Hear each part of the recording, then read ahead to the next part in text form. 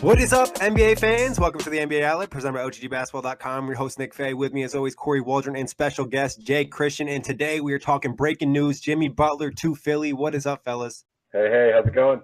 This made me have a lunch break today. This is why I'm on a lunch break. This right here. Well, I could not interrupted my lunch. Yeah, right? And funny enough, Kory and I have been talking. We're like, oh, yeah, we're not going to record a pod this weekend. He's like, unless Jimmy Butler's traded. And we've been saying that for like the last, 5 weeks. And then what happens? Jimmy Butler's traded. And to give the details of the trade, obviously Philly's acquiring Jimmy Butler, Justin Patton. Minnesota's getting Robert Covington, Jared Bayless, Dario Saric, and a second-round pick. Bayless probably is going to be waived. It's unsure at the moment right now. What were your initial reactions to this trade? What were your thoughts on it? It's ironic that Shams broke the news, because I was going to make a cheesy Sham Wow joke because, like you say, and one of the staffers, I forget who it was, at OTG just tweeted this morning that Jimmy increasingly with his play is becoming untradeable, and he's despite the soreness he's having so far this season, and I think that's partly just for not coming to training camp. He's really been showing his worth as a player on the court. So, I thought we were all approaching that deadline where, Minnesota may just make this work for the year and see what happens in the offseason. But needless to say, when I saw this pop up on my notifications, I was surprised just like everyone else. Yeah, it's funny. I got the Sham notification, and then Nick texted me saying Butler trade incoming, and then the Waj tweet came through. So my lock screen was just, all Jimmy Butler. And it was I have my phone on Do Not Disturb. So it happened to be one of the perfect timing in which I checked my phone too. I guess I had a sixth sense. I knew this was coming. I guess so. Yeah, but it was definitely surprising. Maybe more so because it kind of seemed like Philly had fallen out of these the talks with any wing. I mean, obviously they were in the Kawhi talks early. They really didn't seem interested in Jimmy Butler most of the time. And then, of course, now they make the move. And for me, it makes sense. It had to be done if you're Philly. Even though I kind of think they lost in depth, you have to stack stars in this league right now, and they stacked a star. Yeah, Sorry, go ahead. No, Kory was just preaching my sermon there. I saw a tweet last night from our buddy Jack Manuel on Twitter after a very huge Brooklyn win. And I know he was feeling himself, and the buzz was going crazy. But Jack tweeted something along the lines of, don't mess with the team. This is a good young core we have. We don't need to go chase free agents.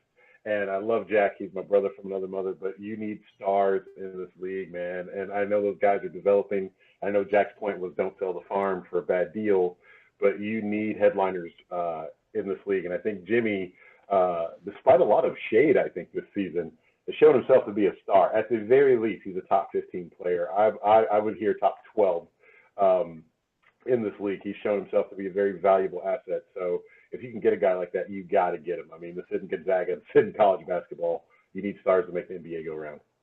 Yeah, and it's nice to see Philly pull the trigger. And then, like Kory kind of mentioned, some of the struggles, it's like, all right, we need to get a star in here. We need to make a move. They did lose Covington and Saric. Saric really hasn't been playing well this year.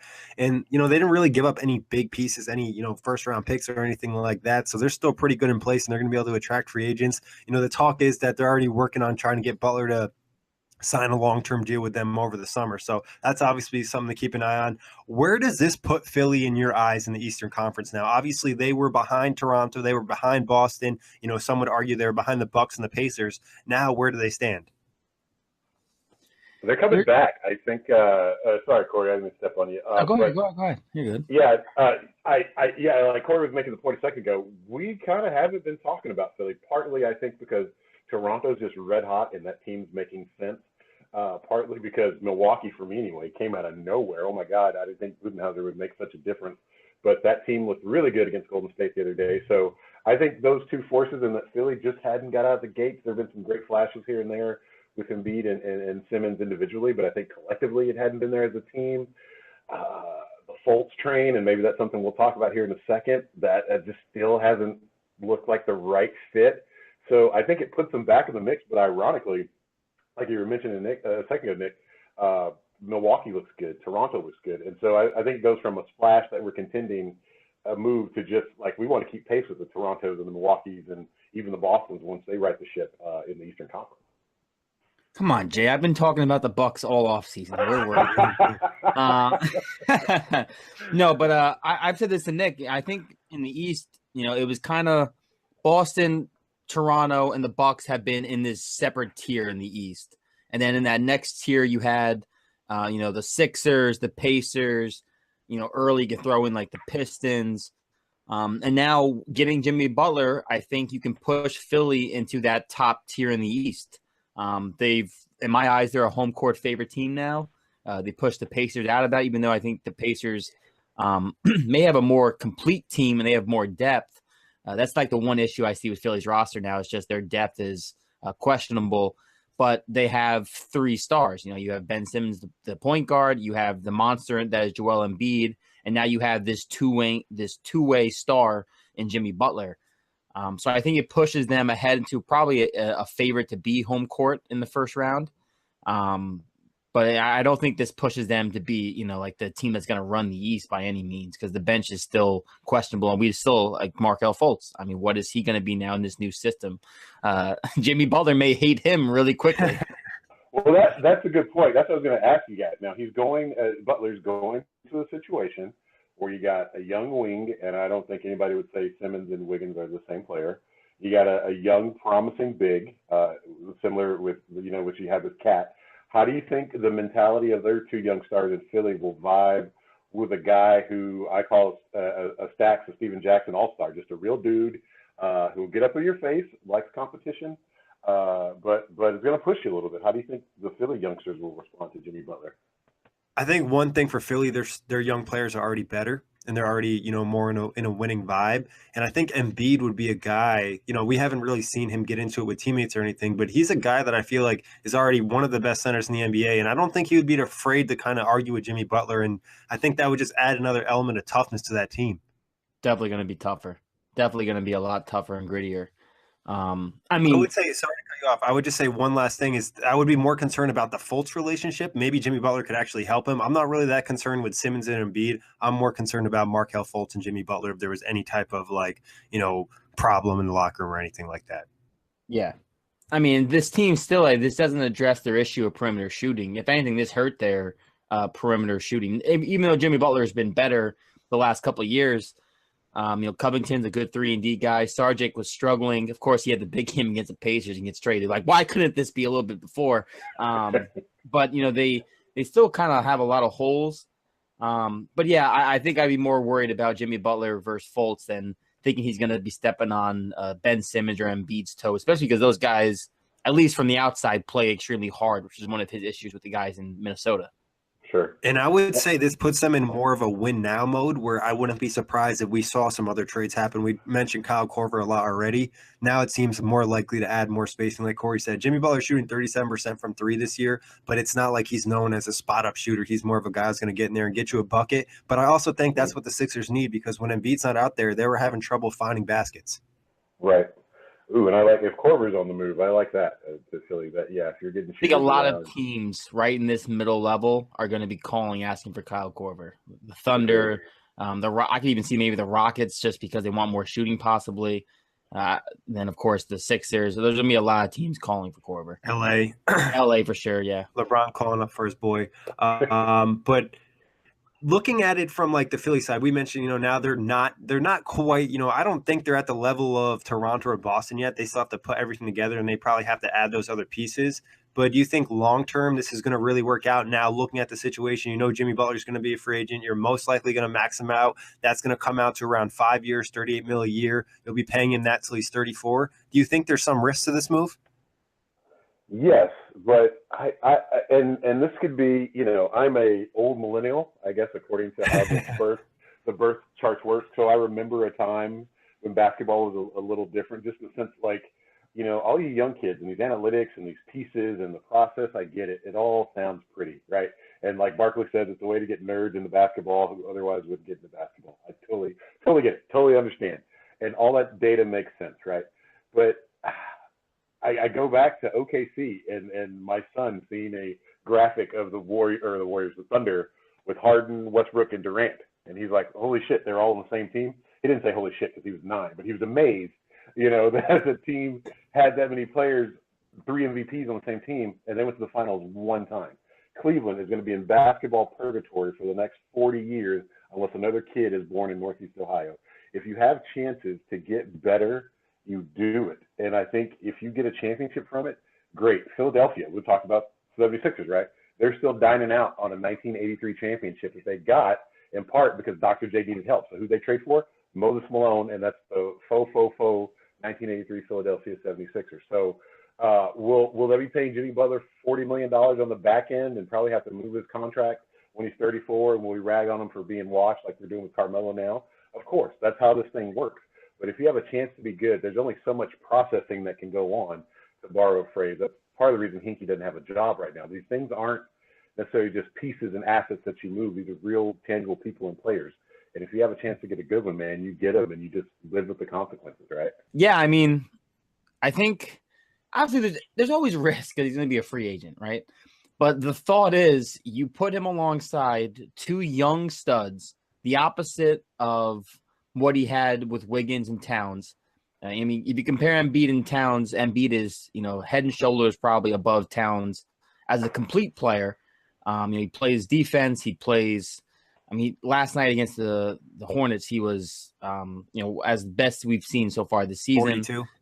Yeah, completely dominated. 18 rebounds too? Or I know he had a high total in rebounds as well. I think either 17. Yeah, he just dominates. Right, he just dominates. We see these pictures and photos of Towns, not getting through defenders. Embiid gets through anybody he wants for the most part. And then Ben Simmons is a stud. So I think you take the risk because also, being out east, obviously the Celtics are the one team you're looking at chasing, and you think, okay, this is the one team that's put together for some years. The Raptors, you look at, you go, well, this team could be good this year, but who knows if Kawhi stays. Then you look at some of the other teams. So if you're Jimmy Butler, you're thinking, well, let's see what I got with Embiid and Simmons. And if they play this thing out, if they can make the playoffs, I think they got to make the second round for him to stay. But if they get into the second round and they're, a tough 6-7 game, out in the second round with these 2 guys, I think he'll want to stay because it's the Eastern Conference too, which is the lesser of the conferences. And he's got 2 guys who are still young, note that, and will probably get better. And he's, right around the prime of his career, maybe on the decline after the knee injury. He still looks fine. But I think if you're Philly, you take the chance because, as we mentioned to start off this pod, it's about how many stars you have in this league at this point in time, and they added a star. Now, obviously, super hot, super early. What do you predict to happen for this Philly team, come playoff time? Obviously, a lot's going to change. Like we mentioned, there could be more trades. But looking at them now and the whole Eastern Conference, are they a second round out? Are they good for the Eastern Conference Finals? What are you thinking? Well, I'm going to go listen to some more episodes of Full Access Hoops to make sure I get the full scouting report on the Milwaukee Bucks. It's actually on the NBA outlet. There you go. That's it again. But I think if Philly puts it together, and they got plenty of time to do so, we're just now in November, so a lot of basketball we played. I could easily see a scenario where Philly's in the Eastern Conference Finals against the Toronto Raptors. Ceiling is the ceiling, I'd say, for them. I think the floor is probably second round loss or conference semifinal loss to either the mighty Milwaukee Bucks or the Boston Celtics. But ceiling, I see them in the Eastern Conference Finals. Yeah, I'm going to say they're bouncing the second round. But again, now that these guys are out, I think 2 guys to really look at, aside from Jimmy Butler coming in, would be Landry Shamet. Yeah. And I knew I was going to mess that up. And Wilson Chandler, who's just coming back from injury. How these 2 guys, what their role becomes in the future with Butler coming in will probably determine if I think they can make it to the Eastern Conference Finals. But I think right now they are for sure a lock to be in the second round. Because I think realistically I would have this team as a 4 seed and the Pacers as a 5 seed. And I think just because of the star power on this Philly team, I think they would probably beat the Pacers in a 7 or 6 game series. Yeah, I like second round for them for sure. I think there's a possibility for Eastern Conference Finals. I think also you mentioned, Landry Shamet and Wilson Chandler. I also think Mike Muscala is somebody to keep an eye on too. I know he was just elbowed in the face by one of his teammates, got 6 stitches. But when he comes back, I think that's another guy. They need some depth, and like we said, they could probably make a move or two. Now, flipping it over to the Minnesota side, picking up Robert Covington, Dario Saric, and like we mentioned, Jared Bayless, probably a buyout in a second-round pick. Where does this put Minnesota? Obviously losing a player like Butler is going to hurt, but they did get 2 solid pieces in Covington and Saric. So I wrote an article not too long ago about the story being what happens. This is when I thought Jimmy Butler was going to be traded. Like you guys say, we've been on trade watch for what seems like forever now. But I wrote an article for OTG a few weeks back about the story to me being, what happens with Karl-Anthony Towns, right? Sort of this legacy of Minnesota of, the draft gods being favorable for you, and you end up with these franchise players. You saw it with Kevin Garnett, and then you saw it later with Kevin Love. In both cases, in Kevin Garnett's case, there was some success making all the way to the Western Conference Finals. Love, I don't think they were better than 500 as a ball club. And then both those guys eventually moved on. And so Karl-Anthony Towns is the man now. He has the team. So I guess the question is, what happens next? I see Minnesota, quite frankly, slipping back to that sort of Western Conference purgatory where they're not bad enough for the lottery and they got a bloated salary, but they're not quite good enough to break into that upper echelon. They might squeak into the playoffs, but I think you're looking at a scenario that will probably play out the same way it did with Kevin Love and Kevin Garnett over time. Yeah, I mean, I actually like this move for Minnesota. I mean, you would for the point that we don't have to worry about Towns not getting shots now. I think this kind of solidifies that this offense will be through those 2 guys because Covington and Saric, they're role players. I mean, they're good role players. I mean, they're starters on most teams, but these aren't guys who are going to demand touches, demand usage. Covington's really a 3-and-D guy, through and through. Saric can do a little bit more. Obviously, he's had a cold start. But I think this is perfect for the guys you want to grow, which is Wiggins and Towns. And then, of course, over the last, 3 games, 3 games, Derrick Rose has tricked everybody. Not tricked. He's played as if he's going to be a big piece for this team going forward, at least in either the starting rotation or until Jeff T comes back and be the sixth man for this team. But they got some defenders. They got a couple of guys who can shoot. I just think these are better complements to Towns and Wiggins, who you still want to build this team around. With Butler, Butler's, in a sense, an alpha compared to those guys. And none of them would challenge him. And I don't think any of these guys in Saric or Covington is going to challenge Cat for that number 1 option on the team, which I think is going to be good for them going forward. Do I think they're a playoff team? I mean, I'm not going to say they're not. They're probably still right on the cusp of somewhere between that 7 and 10 seed range, just because of how the West is. But I think this is actually a better move for them going forward. I think long-term, it's probably a better move. Like this season, obviously, I don't think it's going to really help them a lot. Jimmy Butler is a really good player, like Jay mentioned, probably top 15. You can make an argument for up to top 12. I think Covington and Saric, like you said, are a better fit chemistry-wise. Also, long-term wise, I know Saric's not very old. I think Covington's like 27. You have Covington locked up for the next three more years after this at 12 mil. And then you got Saric on his rookie deal still. So you kind of got the rights to him when he becomes a restricted free agent. So if everything works out, now your franchise is kind of set up. You still have that ugly ass Andrew Wiggins contract, but everything else is kind of in sync. And I think moving forward will be nice, and it'll be interesting to see how everything works out. And this is an opportunity for Cat to take that next level. Like Jay talked about, people working out in Minnesota, I think a lot of pressure is on Cat to be that guy. And if he can take that next step, we'll know a lot more about him this season. Yeah, I'm skeptical though, man. Well, I'm skeptical of this one. I have a question for you guys. Maybe we open up and discuss it this way.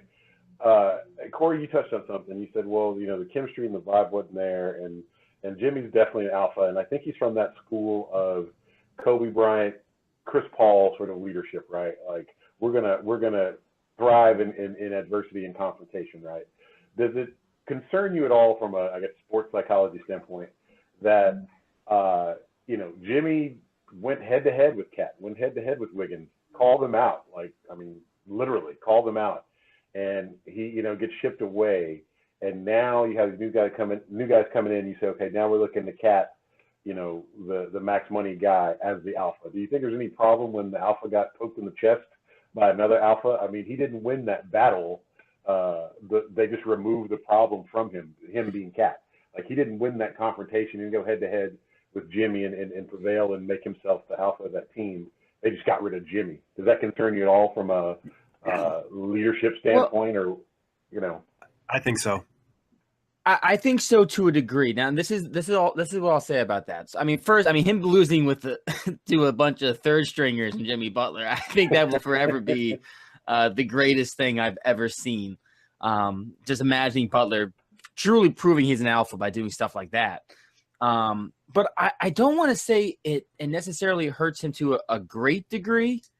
I think if they had played out this entire season, let's say, with Jimmy Butler there, knowing everything that we know now, and Butler was there for the duration of the season, and then you went this route, then I think it would be more damaging to the Cat than it is now, only being a few weeks in.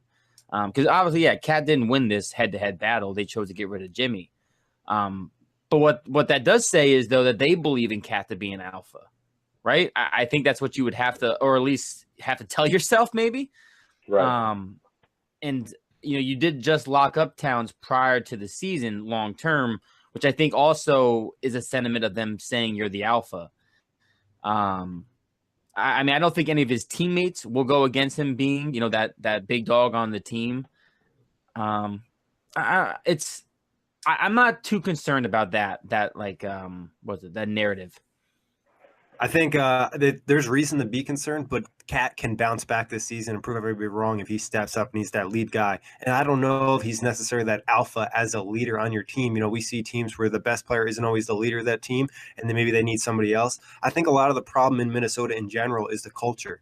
The coaching, the front office, just everything is a mess there. And, you made this trade, you don't make the playoff. You have good reason to clean house. Now you have young pieces in place. You can kind of set everything up moving forward and really set the tone, because I just think the way everything unfolded in Minnesota and came public, and the whole Jimmy Butler situation, it was so everybody knew everything. That's just an ugly look for the franchise. And I think you need to really clean your house up and then worry about it next season. I think this year is a big year for Cat, bouncing back and proving he can earn that contract. He can be that number one player. Like I said, I don't think he has to be that alpha leader. He needs to be that alpha player on the floor, being the best player on this team. And I think, at times you can have in this, Cat can be an alpha, and Butler could have been an alpha too. They're both alphas, but when you're both on the same team, someone has to bend normally. For example, that first year in Miami, it felt like LeBron and Wade were both trying to be the alphas of that team. LeBron may have been more passive that first year, and then they realized, all right, you got to be the leader of this team, and I got to take a sidestep. With Butler and Towns, it just felt like Towns wanted to be that guy, and Butler was like, no, I am this guy. You have to learn your place. And that's where it kind of, fell apart. So see, so I don't know. So those are two good examples, right? So that's a good example with the Miami and the Dwayne Wade and LeBron James, because yeah, they were both, okay, so you go, I go that first year. And then I think Dwayne Wade, more so than Bron, had to have a come to Jesus moment and say, look, this guy's the best player on the planet. And he kind of ceded that ground, even though, he's, Wade County, Miami, yada, yada, yada. But LeBron was the best player. I think the bumping head thing it kind of reminds me more of Kobe and Shaq in the sense, and I hate the Kobe stand thing, but it's like, one, Kobe would never want to trade a good player just because they weren't getting along. He's like, no, let's stay here and let's make this happen. As Kobe was ascending, Shaq was like, learn your place. You got to know your place. And Kobe's like, no, screw that. I'm taking my seat at the table. And he met Shaq's force with his play and just the maniacal person that he is in terms of determination and his will to win. But I don't know. I don't know. I feel like they bumped, and then Jimmy's like, one of you guys are going to pee sitting down, and Wiggins and Carl Towns both did. And I don't know if you win. It's like, okay, you put you took Jimmy out of Gen Pop, but okay, did you really win now that he's in solitary? I don't know. I like that analogy. That's a good one. The guards got him, but yeah, did you really win? I don't know. It's just, and all that, like you say, I think is the point is made, Nick. If he plays well and it's done, it's kind of, it's all water under the bridge, and we probably make too much of these because, some guys are really good leaders. Because we always rag on guys in the NBA, the sort of Dante Jones of the world that are like the vocal leaders, but are playing 2.2 minutes a game. You're like, get out of here, dude. So yeah, sometimes that leadership thing's a little overrated. I just thought the dynamics of that was interesting, is all. But yeah, I think at the end of the day, if he plays well, then it won't matter what we think of Cat as a leader anyway. So Yeah, exactly. And I think it's obviously a big year, and there's still like a lot to be proved because he hasn't played well this season, really. He's been inconsistent. Same thing for Wiggins. Now there's really no excuses for them. Jimmy Butler's not there to take shots. You have a chance to step up and see how far this team can go. Before we get out of here, what are your final thoughts on what we'll see from the Timberwolves this year? No playoffs, around what seed, if they do make it or don't make it? I think they're out, man. I think LA will figure it out. I think they'll move a piece or two. The whole Northwest Division would ironically say for the Timberwolves will probably be in the playoffs. You got Golden State. I think Houston will figure it out. San Antonio looks good. I mean, that's just basically 8 teams right there off the top of my head without even thinking about it, without even mentioning the Pelicans or the Clippers. So I just think, and Cat, and I know it's early, God, it's not even Thanksgiving. The Cat just looks inconsistent right now. Wiggins, I mean, that's the thing plaguing him is inconsistency. Tibbs is somehow still mismanaging minutes, I think, with his guys. I mean, kind of reverting to old habits. And I just think Minnesota will be on the outside looking in this year. Yeah, I didn't have Minnesota in the playoffs to begin with. I don't believe, or I had them as an 8 seed. I think there's still hope because the season is so damn young. But I don't think this team is going to make the playoffs. And I don't hope anyone gets hurt. I just feel like there's someone who's going to get hurt. The bench is still pretty bad. I mean, their starting lineup looks nice, but this is still a bench that's very bad. And they are out west. You know, they're already, 4-9. It's not like these guys are going to have a lot of chemistry to start either. I think this is probably going to be a team, that remains on the outside looking in. They may get above 500, but I think they're going to be a team that misses out. Yeah, I would agree. I think they're going to miss the playoffs. I think their depth, though, is probably a little bit improved now, adding these 2 guys. One of them's probably either going to come to the bench or you're going to, boost Taj Gibson to the bench or something like that. So I like for Minnesota moving forward with the pieces they have. I just don't think this year they'll be able to capitalize it. And final thoughts, who won the trade or was it an even deal, considering, the drama from Jimmy Butler and whatnot? I went to public high school, so I keep it simple. Whoever got the best player won the trade. So I say it's I'm actually going to say that this is a wash. Kory. I'm sorry. Okay, how about this? I'll give the Sixers a B+ on the deal, and I'll give the Timberwolves a B on the deal. I'll give the Sixers a slight edge because they did get, as you mentioned, Jay, the better player in the deal. But I think long-term wise, big picture wise, I think the Timberwolves ended up having a very good deal as well. Yeah, I hate to do it, but I'll probably call it a wash too, just for the fact that Jimmy Butler has to get paid. I will say Minnesota, to give them a negative mark on the deal, would be that they should have took the Josh Richardson trade from Miami because he's better than both they got. Yeah. So I think you could call it a negative trade for Minnesota for not pulling the trigger early. But I think for Philly perspective is they didn't really give anybody up that was like huge to them long-term plans. They gave up some role players for a star. The only thing that I'm concerned about, like I mentioned before, Jimmy Butler paid $38 million, for the next 5 years. And obviously Kory mentioned the knee issues and obviously the high minutes from Tibbs. So I think that's something to keep an eye on. But any last thoughts on it, guys? The NBA is fantastic, man. Well, hopefully I can eat dinner today in peace, but that's about it, guys. As always, thank everybody for listening. Jay, thanks for hopping on. Always fun talking hoops with you. Kory, check us out. iTunes, Blog Talk Radio, OTGBasketball.com, Google Play, Dash Radio, and YouTube. Also, check out OTG for a ton of great NBA content. Also, the NBA will be dropping another pod today, too. So plugs, and plugs. Peace out, knuckleheads.